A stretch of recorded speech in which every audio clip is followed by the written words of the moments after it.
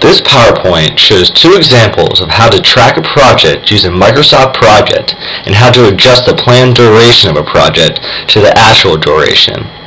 It also shows how to determine the rate of performance of a project.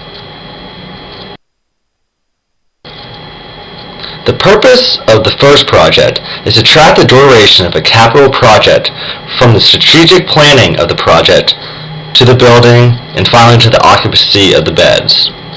The rate of performance will be assessed by looking at the actual time it takes to implement some of the tasks of the program compared to how long it was predicted to take. Using Microsoft Project, we can also find the total length of the project. Since the project is being evaluated in the middle, we can adjust the duration of the project and anticipate the delay in the end of the project.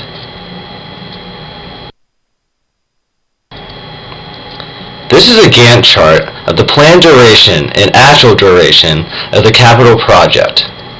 The lines in blue are the actual times that the various activities have taken place. The gray lines are those in which we have predicted to be the planned duration. As seen in the chart, there are 3 activities that have already been performed. We can therefore see how the actual progress compares to the planned. For both the strategic planning and the master facility plan were both completed ahead of schedule. Team formation, however, finished behind schedule. Overall, the expected duration of the project is less than originally expected. As seen in the Gantt chart, and again with the table shown here, for the activities that have already taken place, the project is ahead of schedule. We estimated the duration by using the PERT method. We took the sum of the pessimistic and optimistic expected duration along with 4 times the realistic expected duration and divided that by 6. So, for the first 3 activities, we expected it to take 16.83 months, but it only took 12 months. We can find the rate of performance by dividing the actual duration by the planned duration, which yields 71%. At the beginning of the project, we had a planned duration of 862 days.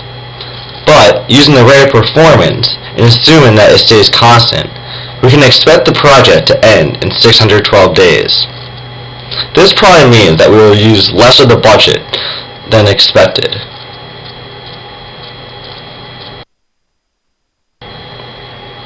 There are several lessons that we can learn from this first project.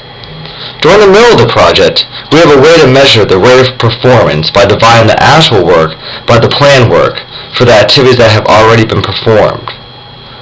From that rate of performance, we can then try to accurately adjust the project length.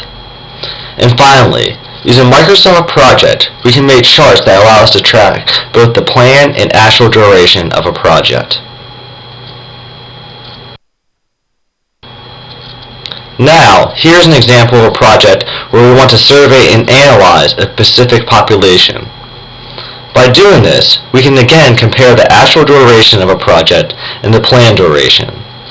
This will yield a rate of performance where we can then look at any possible schedule overrun or budget overrun.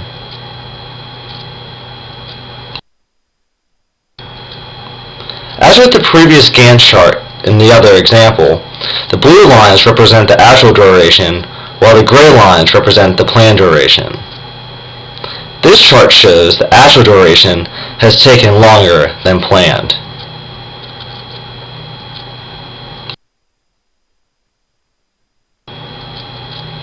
Since the project is taking longer than expected, the rate of performance is high at 200%. For rate of performance, we only look at activities that fall in the critical path.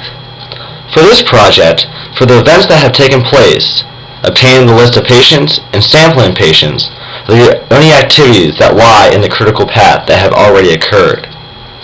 To get the rate of performance, we take the actual work of those 2 activities, which is 6 weeks, and divide it by our planned duration, 3 weeks. The planned duration at the beginning of the project was predicted to be 12 weeks. We can estimate the project end by using the rate of performance and multiplying it by the planned duration, which is doubled the plan yielding 24 weeks. We are not given costs, but we can use the estimated project end to predict whether we are under or over budgeted. Since this project is predicted to take longer than expected, we are most likely to go over budget.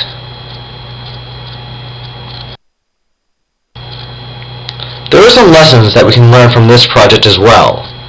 First, similar to our first project, we learned how to evaluate a project while the project is taking place by looking at project's rate of performance. We also learned that Microsoft Project is a good tool to help track the actual and planned duration of a project. It also helps adjust to the planning. Finally, by looking at the rate of performance and expected project end, we can determine whether the project is over or under budget.